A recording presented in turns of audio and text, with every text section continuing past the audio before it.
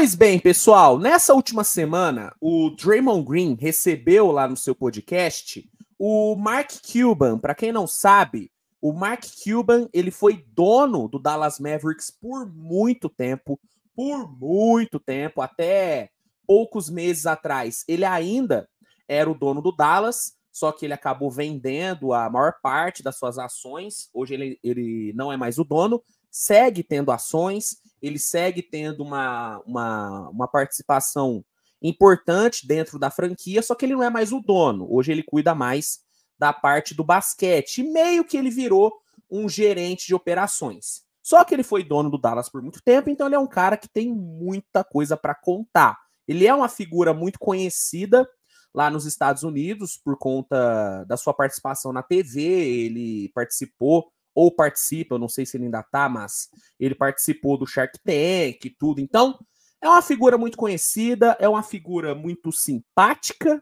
ele é um comunicador muito bom, tanto que o papo dele com o Draymond Green foi muito maneiro, vale aí a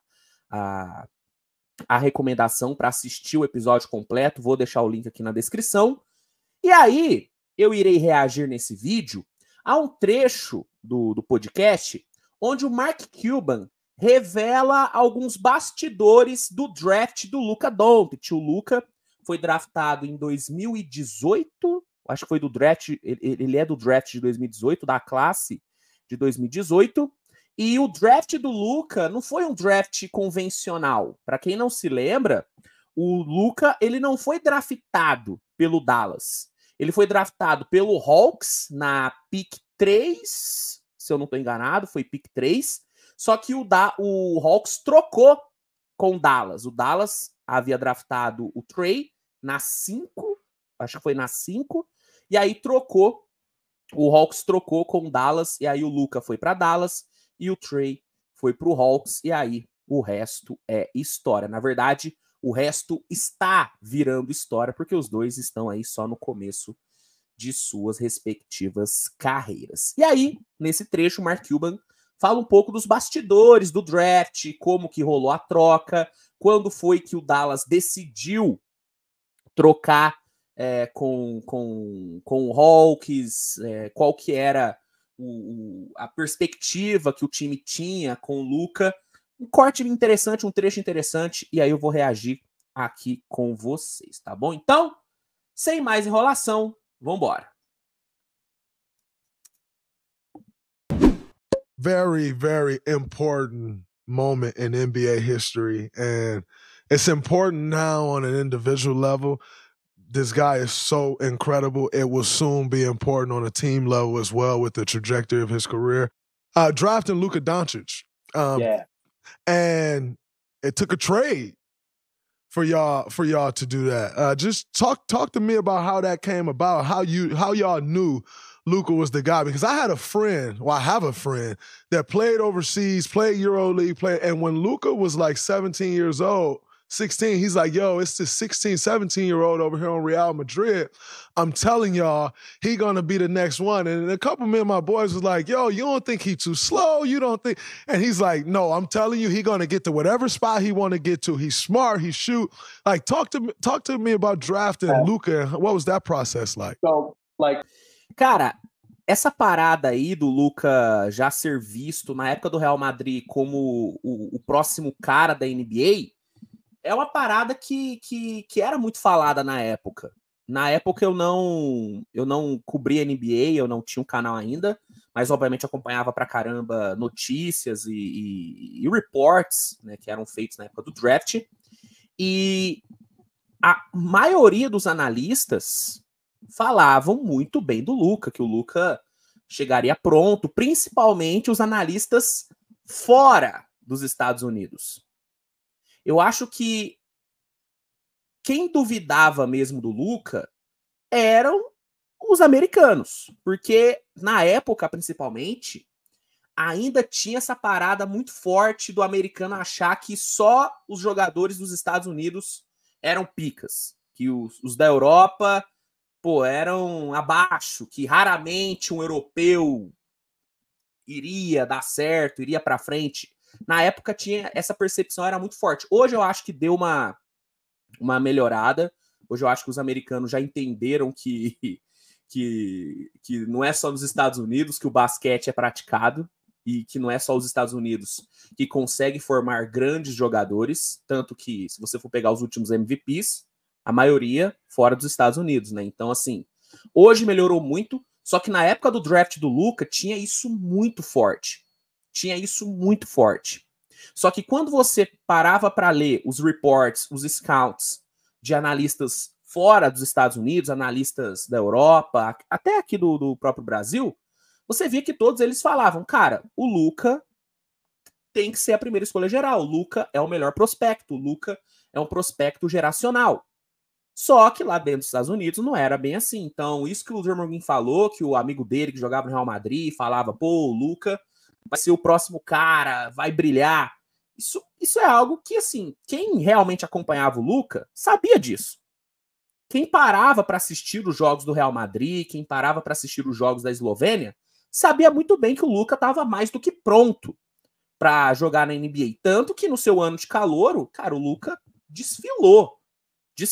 A adaptação do Luka foi muito rápida. Então, só queria pontuar isso, que essa percepção do Luka ser o próximo cara na época do draft era uma percepção que só os americanos não tinham. Todo o resto do mundo tinha total certeza, tinha plena convicção de que o Luka era o melhor prospecto daquele draft. Our scouts had it DeAndre Ayton number one, and our analytics had Luka number one, right? And so isso é importante.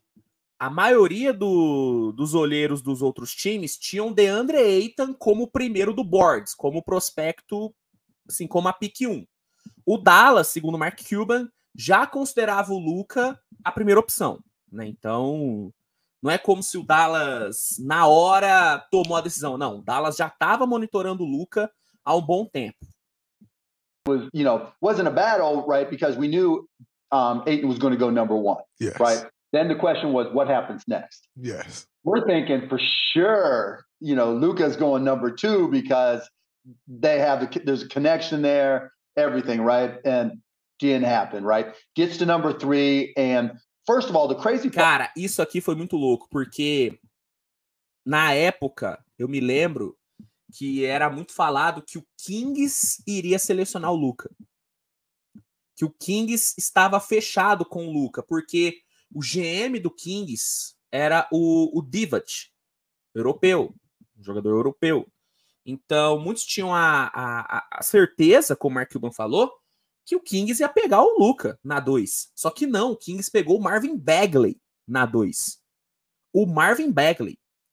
Todo mundo sabia que o Phoenix ia de DeAndre Ayton na 1, porque porque o Ayton jogou no Arizona e o Phoenix precisava de um pivôzão e tudo.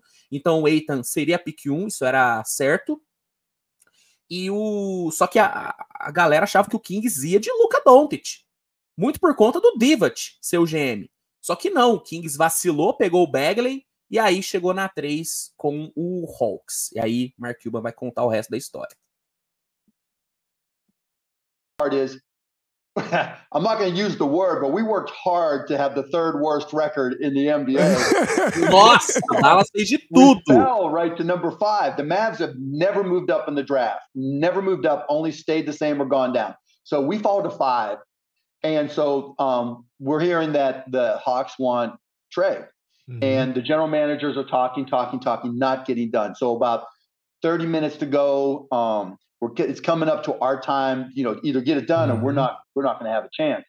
And so I ended up getting on the phone with the Hawks owner, and we hashed it out ourselves. And it was like, look, the general managers, they're all over negotiating, owner to owner, let's just get this done. And with about 15 minutes. Cara, isso aqui é uma parada rara de acontecer. É muito difícil que os proprietários das franquias negociem entre si.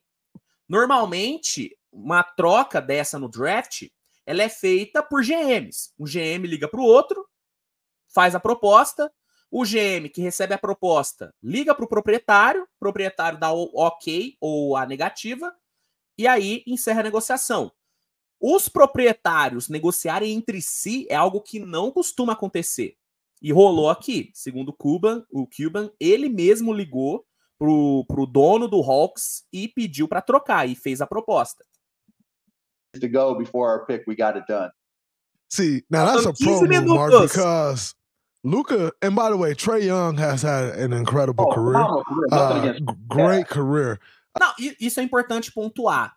Isso é importante pontuar. Muita gente ainda acha que o Hawks foi burro por ter trocado, que o Hawks não deveria ter trocado. Eu também não teria trocado, porque na época eu já achava o Luka melhor do que o Trae Young. Só que não dá pra dizer que o Hawks fez uma puta cagada, porque o Trae Young é um baita de um jogador. Isso tem que ser pontuado. O Trae Young é um ótimo jogador. É um ótimo franchise player. É tão bom quanto o Luka? Eu acho que não. Mas ele é um baita de um jogador. Então não é como se o Hawks tivesse trocado o Luka por um bagre. Não. Não. Pegou um ótimo Trae Young. Que, inclusive, eu acho que eles até vão falar sobre isso. Acho que o Cuban vai pontuar isso. Mas já me adiantando, o Trae Young levou o Hawks para uma final de conferência primeiro do que o Luka. Tá? Primeiro do que o Luka. Então isso é importante pontuar. Muita gente bate no Hawks, chama o Hawks de burro e tudo. Só que, cara, o Trae Young é um baita de um jogador. É um baita de um jogador. Naquele draft, eu acho que eu até já fiz o redraft daquela classe. Inclusive, esse é um quadro que eu tô pretendendo voltar nas próximas semanas, o redraft. O Trae Young seria a minha segunda escolha. O Trae Young seria a minha segunda escolha. Primeiro seria o Luka e depois seria o Trae Young. Então, isso é muito importante deixar claro. Não é que o Hawks trocou e meu Deus, errou, foi burro. Não. Eu trocaria? Não trocaria, porque eu acho o Luka um prospecto geracional. E o Trae é um grande jogador. Mas não é como se o Hawks tivesse trocado por meio saco de bala Juquinha. Pelo amor de Deus, trocou e ficou com um ótimo franchise player. Um ótimo franchise player. But Luka's generational. Like, Luka is on any given night the best player in the NBA. Like, you know, so Luka's generational. To me, it's just a little different. Trae is great. I think Trae is incredible. But you just don't know, right? I mean, look, we make the trade and we go to China to play. And Sean Marion and I forget who else from the NBA. You know how they have ambassadors when you go overseas and everything. And they're sitting next to me and he's starting to play. I'm like, tell me what you think. Tell me, because you just don't know, right? Yes. You Yes. just don't know until you know. And, you know, nobody picks somebody at the top of the draft thinking they suck. Yes. You know? Exatamente. Exatamente. Eu sei que hoje muita gente acha que, por exemplo, o Phoenix Suns não deveria ter pegado o DeAndre Ayton, errou, o Ayton não poderia ter sido a primeira escolha geral, não seria a minha primeira escolha também. O Marvin Bagley na 2, o Kings foi um idiota. Beleza, hoje a gente pode dizer isso. Só que eu tenho plena convicção disso. Nenhum GM gasta uma pick 2, uma pick 3, uma pick 4, uma pick 1 em um jogador que eles acham que vai ser uma merda. Eles pegam o cara tendo uma certa convicção de que ele vai dar certo. E se a gente for olhar o tape do Marvin Bagley em Duke, do Ayton em Arizona, cara, eram ótimos prospectos. Entende? Eu tenho certeza que se você perguntasse para o GM do Blazers, que selecionou o Greg Oden antes do Kevin Durant, ele vai te falar, pô, cara, eu achava o Greg Oden melhor. Tanto que tem uma fala muito conhecida do Stephen Smith, que é comentarista da ESPN, que na época do draft ele falou, cara, eu acho o Greg Oden muito melhor do que o Kevin Durant. Então esse cara, ele tinha a certeza, ou pelo menos acreditava, né, que o Greg Oden se tornaria um grande jogador. Só que não rolou. Então é muito fácil pra gente julgar uma escolha de draft depois que ela é feita. Depois de anos que ela é feita. É muito fácil. Só que na época, sabe, a gente tem que tentar entender o lado dos GMs também. E isso eu falo, isso eu falo até pra mim mesmo. eu tenho essa mania de julgar muito os GMs na época do draft. E eu já quebrei a cara várias vezes. Então, acho que é importante a gente entender que o cara ele não vira GM de uma franquia à toa. O Divac ele foi incompetente, ele foi idiota em não ter draftado o Luka. Cara, hoje dá pra gente dizer que foi um erro. Só que na época, cara, sinceramente eu não vi tanta gente assim, principalmente dentro dos Estados Unidos, falando que foi um erro. Pra quem tava de fora, pô, foi estranho ver o Luka caindo. Mas, entende o que eu tô querendo dizer? Entende o que eu tô querendo dizer? E sobre essa questão aí do Mark Cuban falar que a gente pegou o Luka, mas a gente não tinha certeza se ele iria, né, corresponder às expectativas. Eu vou te falar, e aí pode ser muita presunção da minha parte. Eu tinha pouquíssimas dúvidas em relação ao Luka. Sabe, eu tinha muita confiança de que ele iria dar certo. Assim como eu tinha uma grande confiança de que o Anthony Edwards daria muito certo na NBA, porque são jogadores que chegaram muito bem lapidados para a liga, entende? O Luka chegou muito bem lapidado, o Anthony Edwards chegou muito bem lapidado, Paulo Banchero chegou muito bem lapidado. Esses caras eu falo, e de novo, pode ser presunção da minha parte, mas eu tinha uma certeza de que eles dariam certo. Então, diferente do Cuban, e aí eu, pelo amor de Deus, não quero me comparar ao Cuban, quem sou eu, mas eu não tinha muitas dúvidas em relação ao Luka, não. Não tinha. Sinceramente, eu não tinha. Fact. Whatever it is that you see, you're just praying to God that that's what comes through. Mm-hmm. And so we don't know. And in the preseason, you're starting to see little glimmers, and then the regular season, he's still getting started and still finding his way, and then all of a sudden you start seeing these things. You're like, all right, this is the guy. Absolutely. So I have a question to ask you, because you said you got on the phone with the Hawks owner, I'm assuming Tony Resler. Okay, so I'm assuming you got on with Tony. And at this time, Tony's, 2 years into owning the Hawks, if even 2 years. Pretty fairly new. You've now been in this for 20 years. Is that a classic moment of saying when you hire a general manager, let them do their job? And here's why I asked that. Because you, who's been in it for 20 years, you and Joe are probably as much of decision makers when it comes to basketball as there are of any owners in the NBA. And you get on the phone and you hash this out with Tony, but the difference between Luka and Trey has been a fireable offense for other people. And But the Hawks go to the conference finals his rookie year, right?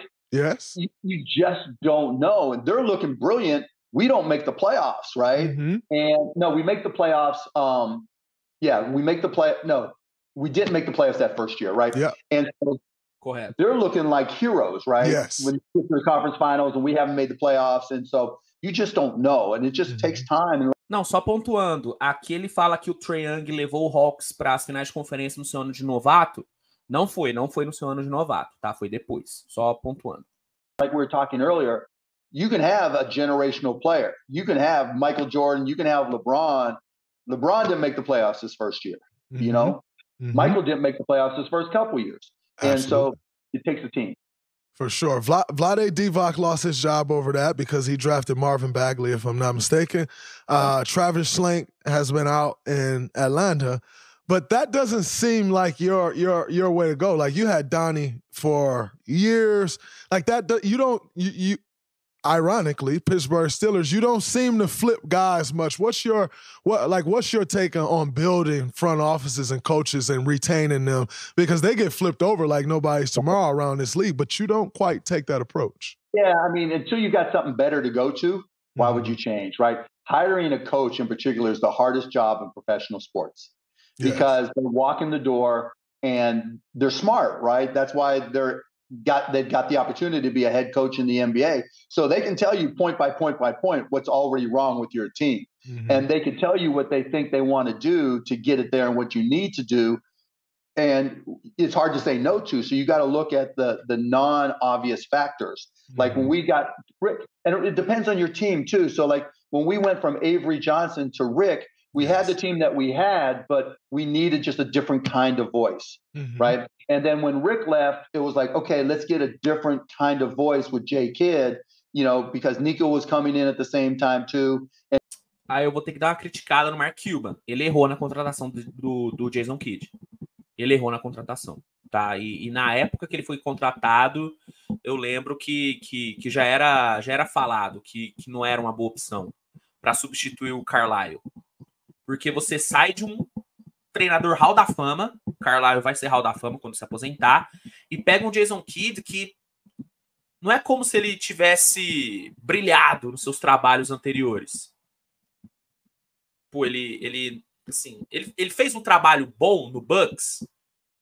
Não sei se dá pra dizer que foi um bom trabalho. Não sei. Aí ele foi assistente do Lakers, foi assistente do Vogel ali no Lakers. Do Vogel, que não é um pica. Sabe? Eu na época, eu já não gostei da contratação do Jason Kidd. Não gostei. Sinceramente, eu não gostei. Então aqui eu acho que o Cuban, ele errou. A substituição do Carlisle, ela não foi feita. Não foi bem feita, na verdade. So, you know, unless there's a reason to change or I've got something better, why change? Yeah, absolutely. No, I definitely understand that. And continuing on the lane of basketball and what you've done with the Mavericks, Dirk obviously has statue, obviously Hall of Fame, obviously Lenda! Championship, MVP, more accolades up until this point. But do you think that Luka Doncic has a chance to be the greatest Maverick ever? Like, obviously, Dirk is who Dirk is. Yeah, I'm no disrespect to Dirk. Eu quero ouvir a resposta do Cuban antes de eu comentar sobre isso. Dirk knows I love him to death, right? Dirty and I go way, way back. But Dirk will be the first one to tell you Luka's better. Interesting. Vamos lá. O Dirk Nowitzki é de longe o maior jogador da história do Dallas. Isso não existem questionamentos sobre isso. O cara tem uma estátua na frente do ginásio. Uma estátua.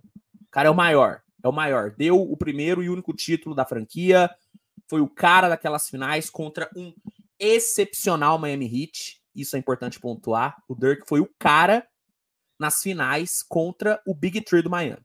Então, assim, gigantesco. Um dos melhores jogadores que eu já vi.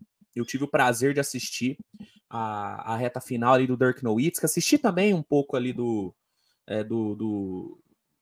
auge dele, mas eu peguei um pouco mais a reta final. Jogadorzaço, mesmo com, sei lá, 37, 38, 39 anos, o cara brilhava, assim, um jogador incrível. Mas quando você olha pro Luka, tecnicamente, o Luka é um jogador muito melhor do que o Nowitzki. Tecnicamente. Não tô falando de grandeza, tô falando de qualidade técnica. O Luka é melhor do que o Dirk. É melhor. Isso é um fato. É só você ver o que o Luka faz em quadra. Entende? Ele é um jogador melhor. Agora, se ele vai se tornar o maior jogador do Dallas da história, vai depender das conquistas.